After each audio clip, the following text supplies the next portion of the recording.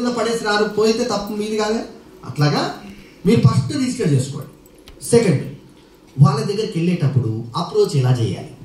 ఒక పెద్ద హీరో ఉన్నాడు, ఒక షూటింగ్ జరుగుతుంది, లేదా ఒక తెలిసిన నిర్మాత ఉన్నాడు, వాళ్ళ దగ్గరికి అప్రోచ్ కండి. కంటెంట్ చెప్పండి, ఫస్ట్ ఇంప్రెసివ్గా చెప్పండి. అది చెప్పిన 2-3 నిమిషాల్లో ఇంప్రెసివ్గా చెప్పండి. ఇలా ఉంటుందండి, ఇలా ఉంటుంది, ఈ రకంగా ఉంటుంది సార్, మీరు టైం ఇస్తే మిగతా చెప్తారు.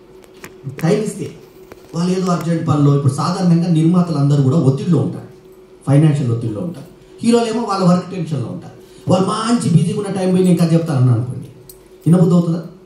కాబట్టి తక్కువ టైంలో కంటెంట్ చెప్పండి. కంటెంట్ నచ్చిన తర్వాత సినిమా కథ చెప్పండి. కథ చెప్పిన తర్వాత అప్పుడు డైలాగ్ వర్షన్ చేయండి. నేను చాలామంది కొత్త వాళ్ళని ఫెయిల్యూర్లను చూశాను. ఏంటంటే మొత్తం బుక్ పట్టుకొని వస్తారండి, ఇంత పెద్ద బుక్, అది బాహుబలిలా ఉంటుంది. ఆ బుక్ పట్టుకొని ఒక్కొక్క పేజ్ అవుతారు. ఏమనుకో ఒప్పుకుంటుంది? బిజీ పర్సన్స్కి ప్రతి క్షణము విలువైంది. వాళ్ళ సమయం తీసుకునే హక్కు మనకు లేదుగా. మళ్ళీ బయటకు వచ్చి వాళ్ళ కథ తినట్లేదు, వాళ్ళు మాకు టైం ఇవ్వట్లేదు అంటారు. అది కాదనమాట. ఇది ఫస్ట్ నేర్చుకోండి, ఓకేనా?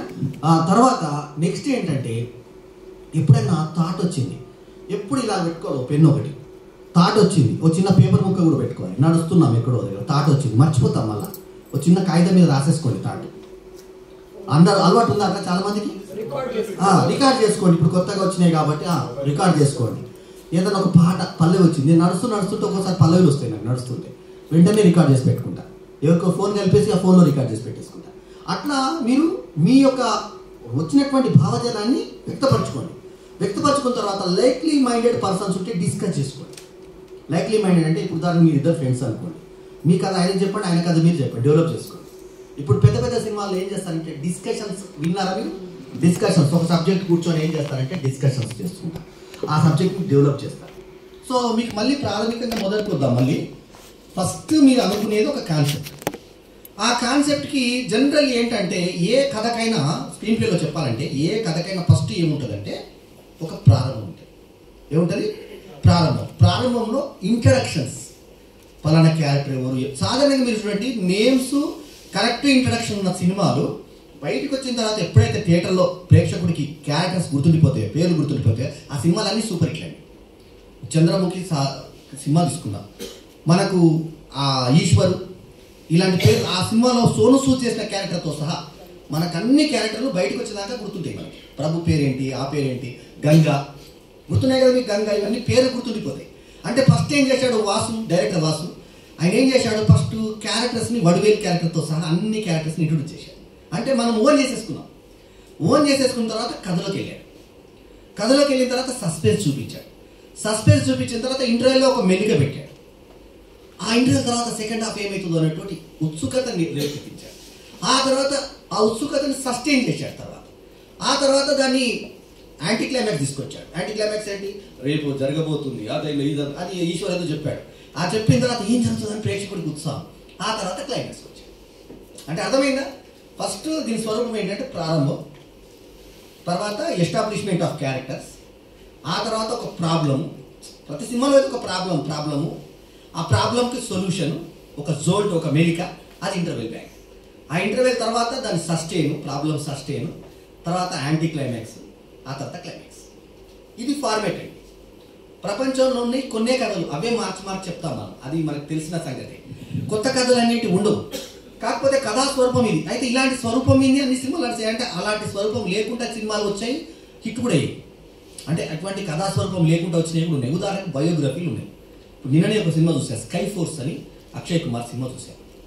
ఎలాంటి స్క్రీన్ ప్లే ఫార్ములా లేవు, డైరెక్ట్గా అక్కడ జరిగింది ఏదో యథాతథాన్ని చూపించాడు. 1965లో ఎయిర్ ఫోర్స్లో ఏం జరిగింది, ఆ ప్రమాదం ఎలా జరిగింది, ఏం జరిగింది అది చెప్పుకుంటూ వెళ్ళిపోయాడు. అంటే బయోగ్రఫిక్ కంటెంట్ ఓ రకంగా. తర్వాత జనర్, ఈ జనర్ అనేది కూడా ఇంపార్టెంట్ అండి. మీరు తీయబోతున్న సినిమా ఏ జనర్ది ముందు మీరు ఫిక్స్ కావాలి. కామెడీ తీస్తున్నారా, రొమాంటిక్ సినిమా తీస్తున్నారా, సస్పెన్స్ సినిమా తీస్తున్నారా, హారర్ సినిమా తీస్తున్నారా, పీరియాడికల్ సినిమా తీస్తున్నారా, ఫ్యాంటసీ సినిమా తీస్తున్నారా, ఇట్లా జనర్, సోషియో ఫ్యాంటసీ, అంటే రకరకాలు ఉంటాయి జనర్స్. ఆ జనర్ తీసుకొని ఇప్పుడు ప్రస్తుతం ఆడుతున్న సినిమాలు ఏంటో ఒకసారి పరిశీలించాను. నేనేం చేస్తా, నాకున్న ఒక పెద్ద చెడ్డ అలవాటు ఏంటంటే 6 గంటలకు తాగుబోతు కలుపాకులో ఉన్నట్టు 6 గంటలకు కరెక్ట్గా నేను సినిమా థియేటర్లో కనబడతా.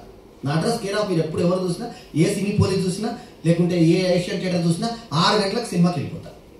రోజు జోబు నుంచి 500 రూపాయలు సినిమా పరిశ్రమకి వెళ్ళాలనేది నా యొక్క ఆశయం దీని మీద సంపాదించాను కాబట్టి ప్రతిరోజు నా 500 ఎక్కువ ఏ సినిమా అన్నాను. తర్వాత దీంట్లో నేను ఎన్నుకునే సినిమాలు ఏంటంటే అట్టర్ ఫ్లాప్ సినిమాలు తీసుకుంటాను.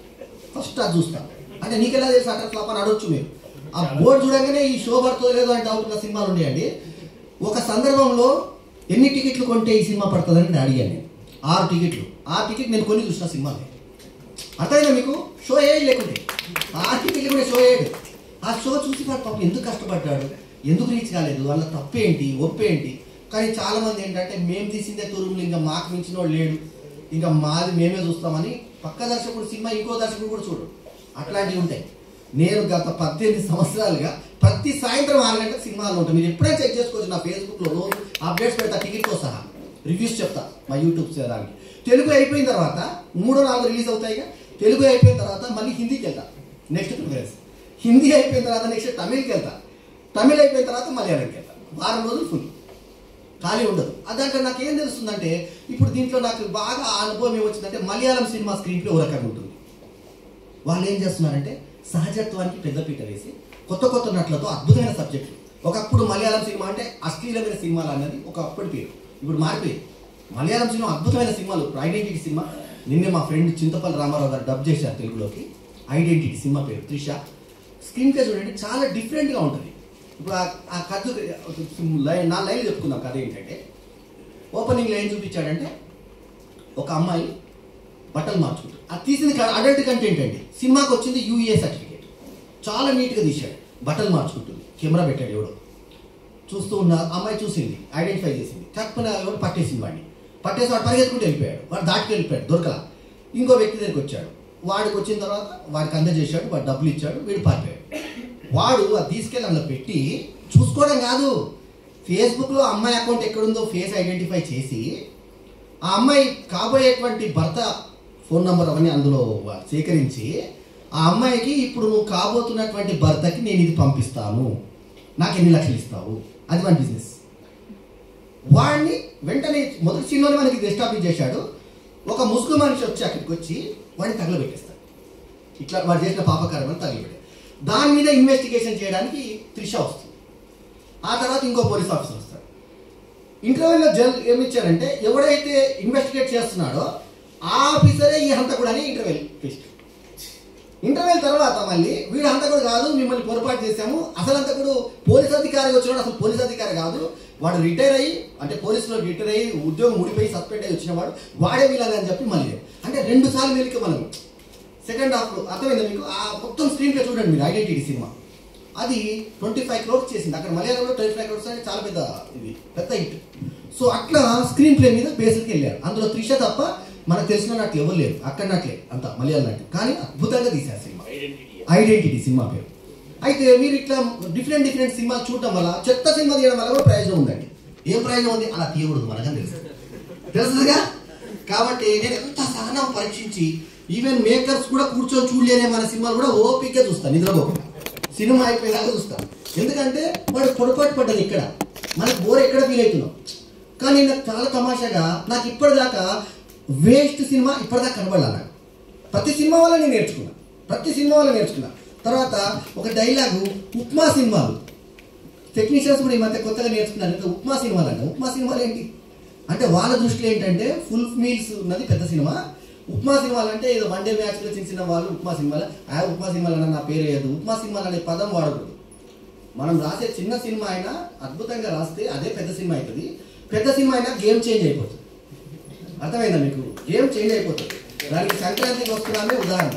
అది చిన్న బడ్జెట్, దీంతో కంపేర్ చేసే 10వ వంతు బడ్జెట్. మరి అది ఎట్లాంటి సంచలనం సృష్టిస్తుందో ఇప్పుడు 250 కోట్ల క్లబ్లకు వెళ్ళిపోయింది. మరి అట్లా బడ్జెట్ చిన్నదా పెద్దదా కాదు. మీ అందరి గోల్ ఏంటి? ఒక రైటర్గా మ్యాక్సిమం తొండ ముదిరి ఉసర వెళ్ళినట్టు రైటర్ ఏమవుతాడు? డైరెక్టర్ అవుతాడు. ఇవాళ ఉన్న టాప్ డైరెక్టర్ మనం గర్వించాల్సిన విషయం ఏంటంటే అందరూ కూడా రైటింగ్ నుంచి వచ్చిన వాళ్ళే. త్రివిక్రమ్ శ్రీనివాస్ గారు కావచ్చు, అప్పటి దాసనారాయణ గారు కావచ్చు, వీళ్ళందరూ స్క్రిప్ట్ నుంచి ఇప్పుడు ఈయన మనకి శ్రీమంతుడు డైరెక్టర్ కోటాల శివ గారు కావచ్చు, వీళ్ళందరూ మళ్ళీ అనిల్ రాయపూడి లేటెస్ట్ ఉదాహరణ, అన్ని సినిమాలు సక్సెస్ అయ్యాయి. బోయపాటి శ్రీను, వీళ్ళందరూ రైటింగ్ డిపార్ట్మెంట్లో పనిచేసి 4-5 ఒకరుగా పనిచేసి కష్టపడి వాళ్ళ యొక్క ప్రూఫ్ చూసుకొని ఆ తర్వాత మెల్లిగా హీరోకి ఒక కథ చెప్పి అలా ఎదిగిన వాళ్ళే కదా. కాబట్టి రైటర్ అనేది చాలా ఇంపార్టెంట్ బాధ్యత. మీరు ఒక సినిమాకి వేషానికి వెళ్తే మిమ్మల్ని చులకగా చూస్తారేమో, నాకు తెలిసి రైటర్ని చులకగా చూసిన వాడు ఎవరు లేడు. మీరు వేషానికి వెళ్ళండి, చాలా చులకనగా చూస్తారా అని ఒక భావన ఉంటుంది. కానీ రైటర్కి వెళ్ళినప్పుడు మాత్రం చులకనగా చూడరు, అడుగుతారు ఏంటి ఏం సంగతి అని అడుగుతారు. సో రైటర్కి వెళ్ళిన తర్వాత మీరు చూడండి, రైటర్లు అందరూ కూడా యాక్టర్గా సక్సెస్ అయ్యారు. ఎందుకంటే అతనికి డైలాగ్ ఎలా చెప్పాలో తెలుసు, డైలాగ్ డెలివరీ తెలుసు, మాడ్యులేషన్ తెలుసు. తనికెళ్ళ బర్ని గారు కావచ్చు, ఎంఎస్ నారాయణ గారు కావచ్చు, వీళ్ళందరూ పోసాని కృష్ణమూర్తి గారు కావచ్చు, వీళ్ళందరూ రైటర్ నుంచి వచ్చిన వాళ్ళే కదా. సో కాబట్టి మీరు మీ యొక్క యాంబిషన్ ఒక రైటర్ కావాలా డైరెక్టర్ కావాలా నిర్ణయించుకున్నప్పుడు డైరెక్ట్గా ఎదిగే రైటర్గా ఎస్టాబ్లిష్ అయ్యేదాకా డైరెక్ట్గా ప్రయత్నం చేయకండి, నా సలహా. ఎందుకంటే ఒక రైటరే కంటిన్యూ చేయాలనుకున్నప్పుడు మీరు ఎప్పుడైతే డైరెక్షన్ బోర్డు తయారు చేసుకున్నారో వెంటనే వేరే వాళ్ళు రైటింగ్ పిలవడానికి భయపడతారు. ఎందుకు భయపడతారంటే వాళ్ళకు అస్థిరత బాగు. నేను నా దగ్గరికి వస్తే నా నిర్మాతను ఏమైనా తీసుకెళ్తాడే మీనా డైరెక్షన్ కోసం. అర్థమైందా మీకు? ఒక రేంజ్ వచ్చిన తర్వాత డైరెక్టర్ కావడం వేరు, ఒక రేంజ్ రాకముందు రైటింగే కంప్లీట్గా నేను డైరెక్షన్ వచ్చినా చేయను సార్ అనండి. డైరెక్షన్ ఫస్ట్ రైటింగ్ ఒక నిలబడి మీకంటే ఒక బ్రాండ్ ఏర్పడ్డ తర్వాత, ఒక త్రివిక్రమ్ లాగా ఒక బ్రాండ్ ఏర్పడ్డ తర్వాత విజయభాస్కర్ని వదిలిపెట్టి పక్కకు వచ్చినట్టుగా అలా వచ్చేసి ఎక్కడికో వెళ్ళిపోతాను మీరు. అది పెట్టుకోండి. ప్లస్ వేస్ట్ సంభాషణ. తర్వాత ఇంకొక చాలా ఇంపార్టెంట్, ఇక్కడ మీరు వచ్చినటువంటి విద్యార్థులు ఎవరు కూడా చిన్నవాళ్ళుగా జీవితంలో అన్ని చూసిన వాళ్ళు మీరు అందరూ కూడా విఘ్నులే. అయితే మీకు తెలియాల్సినటువంటి ఇంపార్టెంట్ ఏంటంటే ఈ ఫీల్డ్లో 36 సంవత్సరాలు ఉన్నాను నేను. 87 నుంచి 36 సంవత్సరాలుగా నా రిలీజ్ అయిన సినిమాలు 36, ఆగిపోయిన సినిమాలు 64, 100 చేసిన. ఆగిపోయిన సినిమాలు 64 అంటే వివిధ కారణాలు. అప్పుడు సినిమా రీల్లో తయారయ్యేవి సినిమాలు, మాటలు రాయడం ఇలాంటి సినిమాలు ఒక 64 సినిమాలు ఆగిపోయినాయి. అవి రావు కూడా, ఎప్పటికీ రావు కూడా. సో అయితే దీని అనుభవంతో నేను నేర్చుకుంది ఏంటంటే ఈ ఫీల్డ్లో మీ యొక్క అనుభవము మీ ఏ రకం పనిచేస్తుందో చెప్తా వినండి. 1% మీ యొక్క టాలెంట్, 99% మీ కండక్ట్. రాసుకోండి పాయింట్. మీకు అర్థమైందా నేను చెప్పింది? 10% అంటారు, నేను 10% కూడా అన్నా. Conduct is 1%, 99% and your worth is 1%. మీలో 1% వర్త్ ఉన్నా మీ కండక్ట్ బాగుంటే మీరు ఎక్కడికో వెళ్ళిపోతారు. కానీ మీలో 99% టాలెంట్ ఉండి 1% కూడా కండక్ట్ లేదనుకోండి, ఎవ్వరి దగ్గర రాని. Talent 1%, contact 99%. కాంటాక్ట్ అంటే ఏంటి? ప్రవర్తన, నడవడిక అంటే ఏంటి? ఎప్పుడు కూడా ఎదుటి వ్యక్తి గురించి చెడుగా చెప్పకండి. ఫీల్డ్లో కూడా, జీవితంలో కూడా, సినిమా ఫీల్డ్లో కూడా.